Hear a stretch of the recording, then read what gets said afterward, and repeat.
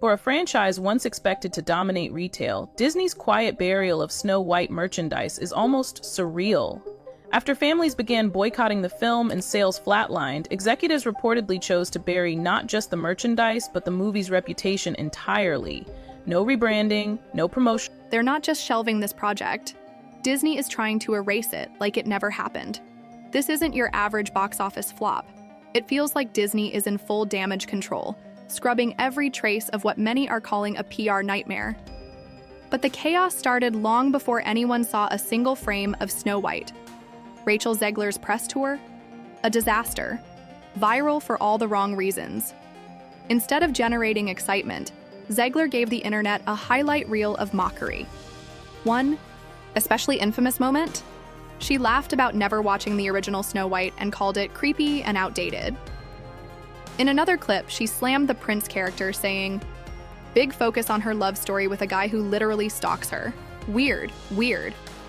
For a long time, Disney fans, this wasn't bold or empowering. It was dismissive. Social media lit up with side-by-side comparisons between the grace of the original princess and Zegler's flippant attitude. The result? By the time the movie premiered, the audience didn't show up with nostalgia. They came with receipts or didn't come at all. Then came the royalties bombshell. In what was supposed to be a fun conversation about streaming, Rachel said, "I stand there for 18 hours in a dress of an iconic Disney princess. I deserve to be paid for every hour that it is streamed online." The backlash was instant and brutal. Sarcastic tweets, parody videos, and a tidal wave of criticism. How could a Disney lead complain about pay before the movie even hit theaters? The quote became a symbol, not just of Zegler's perceived entitlement, but of everything wrong with the film's messaging. People didn't see passion, they saw a paycheck. Even her co-star Gal Gadot couldn't mask the tension. Their Oscars? Appearance? Painfully awkward. No eye contact, forced smiles, stiff as a statue. Behind the scenes? Insiders say Gal kept her distance, fulfilling her duties but clearly disengaged. She had no reason to go down with a sinking ship, and her silence said more than any press statement ever could. Then there's the story rewrite, the one Zegler proudly championed, a Snow White with no prince, no romance, and no Seven Dwarfs. She pitched it as a feminist reimagining, even saying, she gets her name not from the fairness of her skin, but from surviving a snowstorm. To many, it sounded less like evolution and more like a buzzword-laden hollow reinvention, missing the magic, charm, and heart that made the original so timeless. Yes, stories can and should evolve. But if you lose the soul of the fairy tale, is it still Snow White? Gal had nothing to gain from being tied to a PR disaster, and her silence spoke volumes. The studio may have hoped their star power would create synergy. Instead, it only highlighted the tension and disconnection between the leads. And let's not forget the rewrite that Rachel championed, a new kind of Snow White without a prince, without romance, and without the iconic Seven Dwarfs. She pitched it as a feminist reimagining for a modern audience, explaining Snow White gets her name not from the fairness of her skin, instead she gets her name from surviving a snowstorm. Many saw it as a hollow attempt to slap buzzwords on a classic without understanding what made the original so beloved. Yes, stories evolve, but this version felt like it was trying to prove a point rather than tell a story. The magic was gone, and in its place was a lecture. Disney has always known how to balance heart with message, but this time they missed the mark completely, and Rachel was the unfortunate face of that miss. All these moments added up to something Disney couldn't fix with edits or rebranding. The backlash wasn't just about a film, it was about how the lead actress framed the legacy, mocked the audience, and misjudged the cultural weight of the role. It's rare for Disney to cancel a release in this way, but in this case, streaming Snow White might have been more damaging than helpful. Rachel Zegler became the main character in a PR cautionary tale, and Disney, at the very least, knew when to end the story. By the time Snow White hit theaters, the damage was already done. Disney's legacy was bruised, fans were livid, and Rachel Zegler had officially become more famous for her controversies than her performance. But this was only the beginning, because the real horror wasn't what happened on screen, it was everything that happened off it. Now White didn't just flop, it detonated. With a disappointing $45 million opening and a staggering 1.66 rating on IMDb, the film didn't crawl out of the gate. It face-planted hard. And the worst part? No one was surprised. The box office collapse wasn't a shock. It felt more like a scheduled event. From the moment the casting was announced, the writing was on the poisoned wall. Fans didn't just skip the movie, they practically threw a party for its failure. Memes flooded timelines, reaction videos popped up before opening night even ended. Disney had somehow made the first anti-fairy tale, and it wasn't a subversive hit. It was a public rejection, a slow-motion train wreck disguised as a princess story. Then, in the middle of the chaos, came the OnlyFans curveball. An AI-generated Rachel Zegler profile mysteriously appeared on the platform, racking up thousands of followers almost overnight. It wasn't real, it wasn't verified, but for a hot second, the internet wasn't sure, and that hesitation said it all. Public opinion of Rachel had reached such a bizarre intersection of infamy and fascination that people genuinely wondered, is this how she's pivoting now? Her defenders tried to wave it off as a cool hoax, her critics ran wild with it, but either way, the moment became a symbol, a digital punchline to a real-life PR tragedy. Behind closed doors, Disney was panicking. This wasn't just another underperforming live-action remake, this was a full-blown theatrical disaster. With ticket sales flatlining and the film trending for all the wrong reasons, theaters started doing something unthinkable, dropping the movie from primetime slots. Quietly, subtly, but consistently, family matinees were replaced with safer bets. Evening showings were cut down. In some locations, Snow White was buried so deep in the schedule, you'd need a map and a flashlight to find it. It was the cinematic equivalent of being uninvited from your own party. And while all of that was happening, an older chapter from Rachel's rise started resurfacing. The forgotten Wicked feud.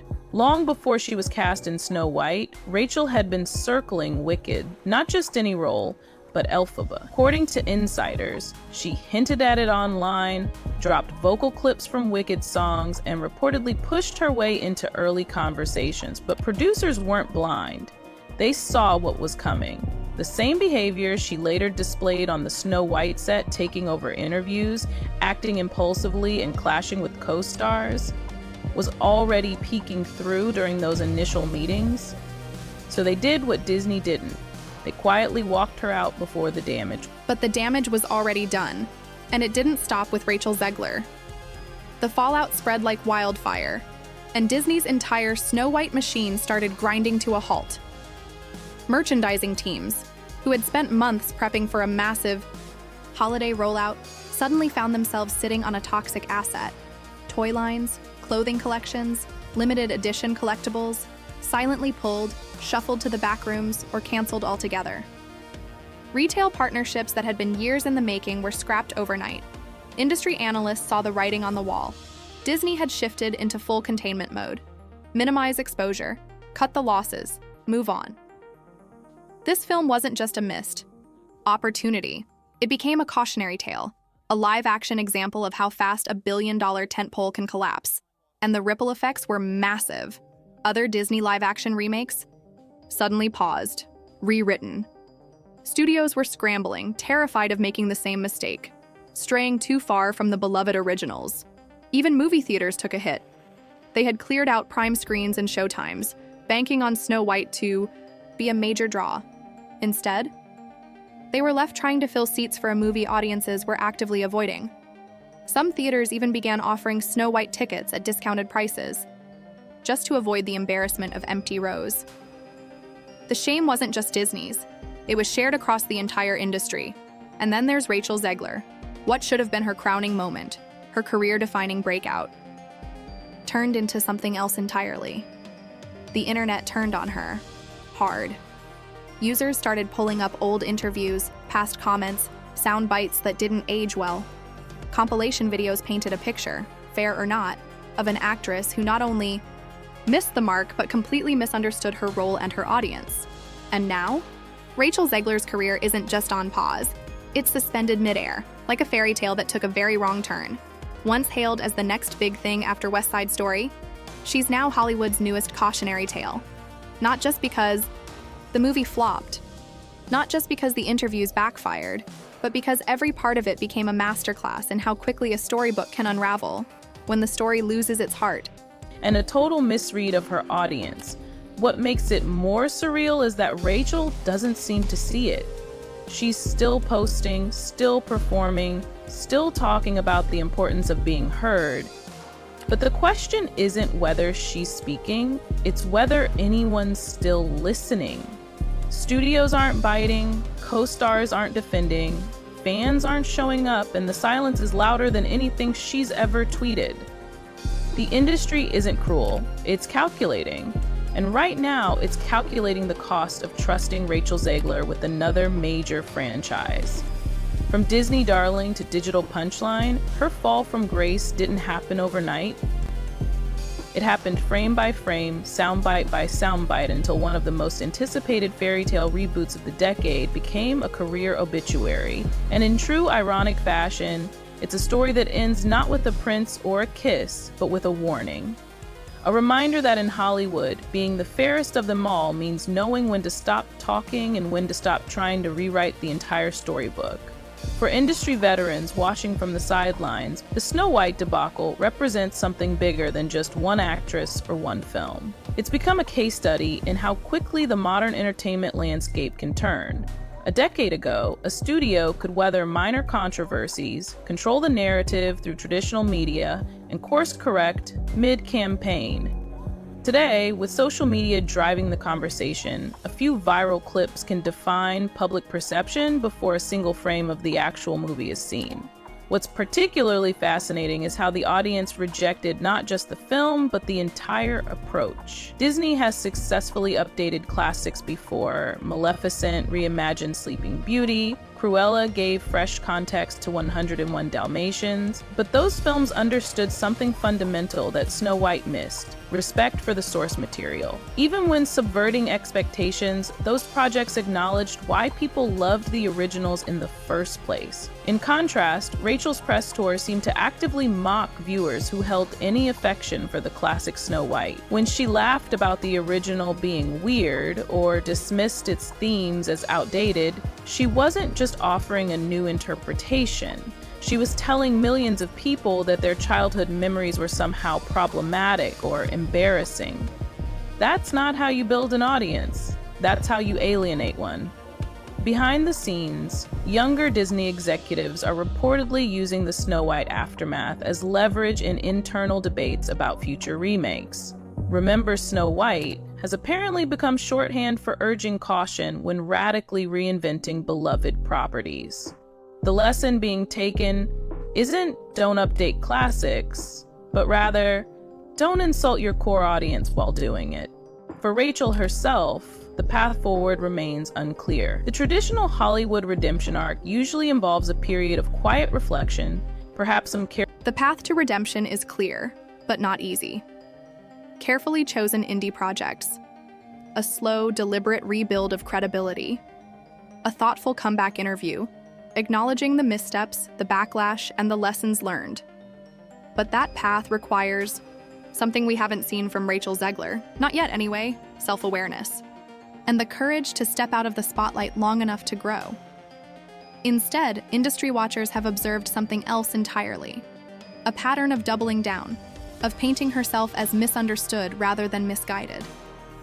In an era where attention spans are short and public opinion is even shorter-lived, that strategy runs a real risk, not of repairing her image, but of cementing it.